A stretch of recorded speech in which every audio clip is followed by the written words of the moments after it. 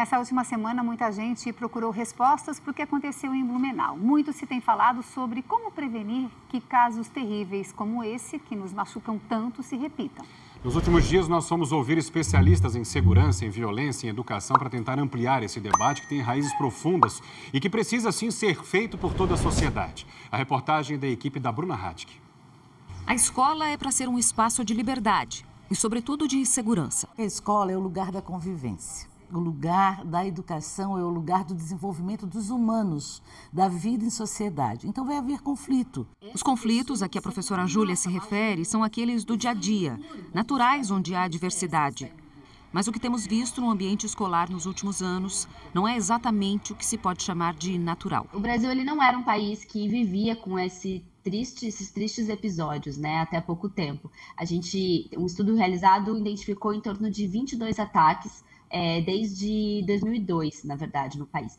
Mas a maior parte dos ataques aconteceram nos últimos anos, principalmente em 2022. Em Santa Catarina, em 2 anos, 2 episódios de ataques a escolas deixaram marcas profundas.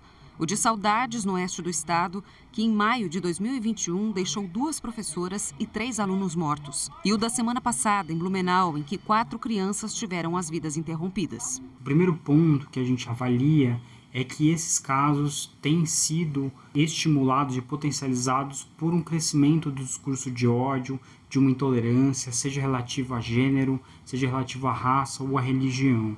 E porque justamente as escolas são o alvo. As escolas são vítimas por 3 razões principais. Primeiro, porque são alvos vulneráveis. Escolas não são quartéis, escolas não são delegacias de polícia.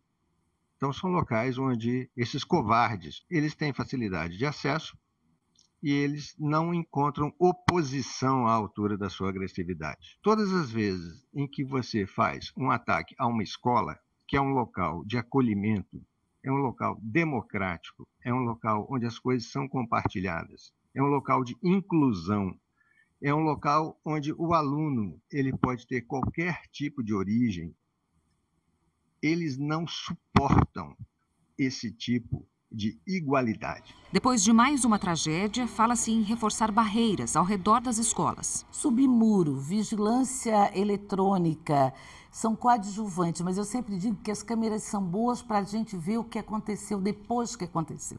Raramente elas previnem o antes. Na maioria dos casos, os autores desse tipo de crime são homens jovens com alguma relação com as escolas onde os ataques aconteceram. Mas os desfechos trágicos podem ser resultado de uma combinação de fatores.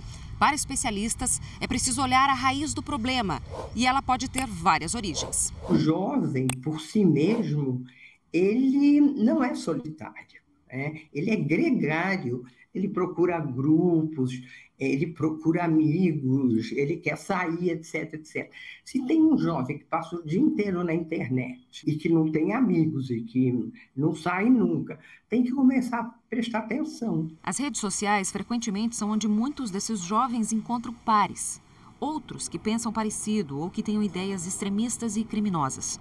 Na maioria das vezes, é ali que a violência é incitada e os ataques são pensados e compartilhados. E a gente precisa começar a cobrar, especialmente, as redes sociais, as regras para que essas empresas tenham mais responsabilidade a derrubar esses canais que permitem a veneração desse discurso de ódio e que também deixam vídeos e instruções para que esses jovens consigam saber como usar as armas. Noticiar esse tipo de fato é extremamente delicado. Nesse mundo digital, em que você fala aqui, já estão te escutando do outro lado do mundo instantaneamente, a repercussão disso é muito grande.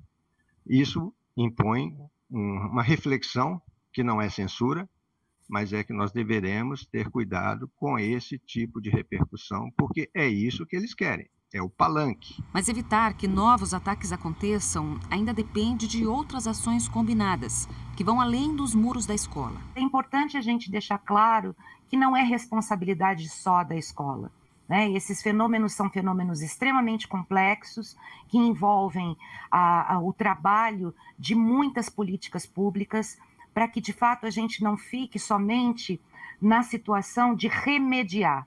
Nós temos que fazer uma pauta de prevenção. Então, um protocolo de atuação conjunta entre Secretaria de Educação, polícia, Secretaria de Segurança Pública, com os professores formados, eu acho que é um bom ponto de partida para que casos como esse não aconteçam mais. Para a professora Júlia, políticas públicas precisam de foco. Porque a temática das violências ela se faz internamente, mas ela também se faz no diálogo com a rede de proteção, com a saúde, com a assistência social, com a própria polícia, com o Ministério Público, mas sem pessoas que possam se dedicar à temática, estudar a temática, não vai acontecer. Não basta boa vontade para que haja educação. A educação se faz com gente. Antes de tudo, a escola precisa ser preservada.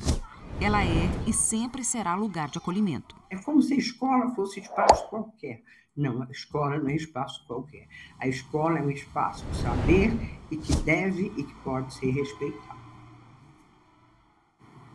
Espaço sagrado. Precisamos olhar para raízes, como a gente viu aí do problema.